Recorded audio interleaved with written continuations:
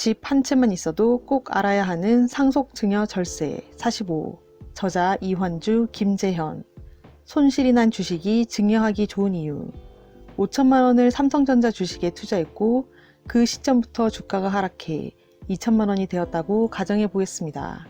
미성년 자녀에게 5천만 원 정도 증여를 계획하고 있었다면 이럴 때 현재 시세 2천만 원인 삼성전자 주식을 증여합니다.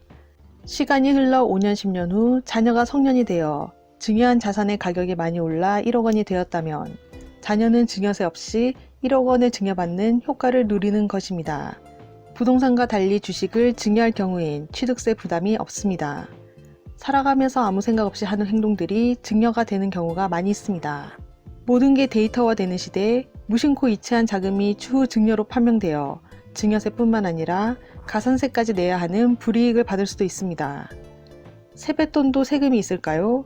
결론부터 말하면 증여세 과세 대상이 될 수 있다입니다. 세뱃돈도 재산을 무상으로 받는 행위이기에 증여세 과세 대상이 됩니다.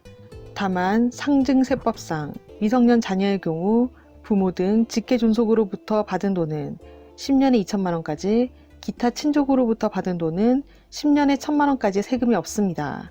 하여 대부분의 경우 해당되지 않기 때문에 문제가 발생하지 않은 것뿐입니다. 하지만 세뱃돈이나 용돈을 쓰지 않고 계좌에 저축해 면세점을 초과하는 경우 증여세 신고 및 납부를 해야 합니다. 통장에 조금씩 쌓인 돈이라고 문제가 되지 않을 거라 생각하면 큰 착각일 수 있습니다. 특히 이렇게 모은 재산을 추후 부동산 취득 자금으로 쓴다면 그 시점에 증여세 외에 가산세까지 부과돼 더 큰 세금을 내야 할 수도 있습니다.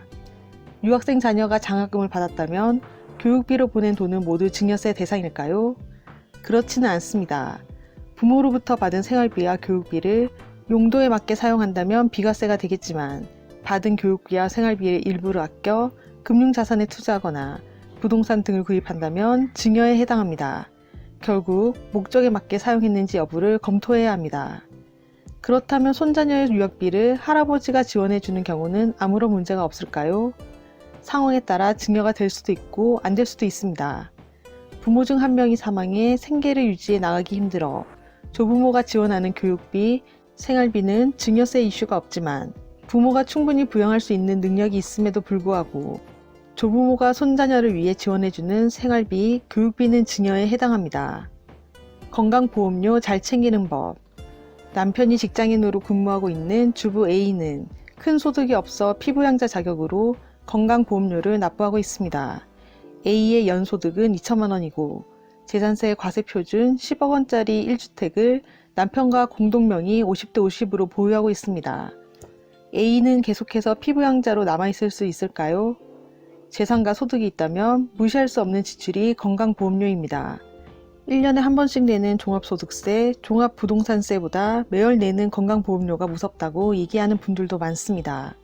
건강보험료 부과체계 개편에 따라 2022년 7월부터는 피부양자 자격 요건이 연소득 2천만 원 이하이거나 재산세 과세표준 3억 6천만 원 이하로 낮아집니다. 재산세 과세표준이 3억 6천만 원에서 9억 원 사이라면 연소득 1천만 원 이하여야 피부양자 자격을 유지할 수 있습니다. A는 변경된 기준으로 연소득 1천만 원을 초과하기 때문에 피부양자 자격이 박탈됩니다. 지역 가입자의 보험료는 가입자의 소득과 재산, 자동차 등을 포함해 보험료 부과 점수에 점수당 금액을 곱해 보험료를 산정합니다. A의 지역 가입자 보험료 금액은 월 33만 6,930원입니다. 피부양자 자격을 유지하는 법. A가 다시 피부양자 자격을 얻기 위해서는 첫째, 금융소득 이자 수입 시기를 조정한다. 수익 실현 시기를 조정해 1천만 원 이하가 되도록 고르게 분산시킵니다. 둘째, 비과세 상품 또는 사적연금 상품에 가입한다. 현재 사적연금은 연금 수령 시 건강보험료 과세 대상에서 제외되기 때문에 단기간 내 필요하지 않는 여유자금은 연금 상품으로 운용하는 게 좋습니다. 셋째, 금융자산을 배우자 또는 자녀에게 증여해 금융소득을 분산한다. 넷째, 부동산 일부 지분을 자녀에게 증여해 재산세의 과세표준 3억 6천만 원 이하로 만들어 피부양자 요건을 충족시키는 것도 고려해 볼 수 있습니다. 집 한 채만 있어도 꼭 알아야 하는 상속증여 절세 45. 저자 이환주, 김재현. 현직 금융기관 세무 전문가가 알려주는 부의 관리법에 대해 더 자세한 내용이 궁금하신 분들은 이 책을 읽어보시길 권해드립니다. 구독과 좋아요로 부연 책방으로 입장하세요. 감사합니다.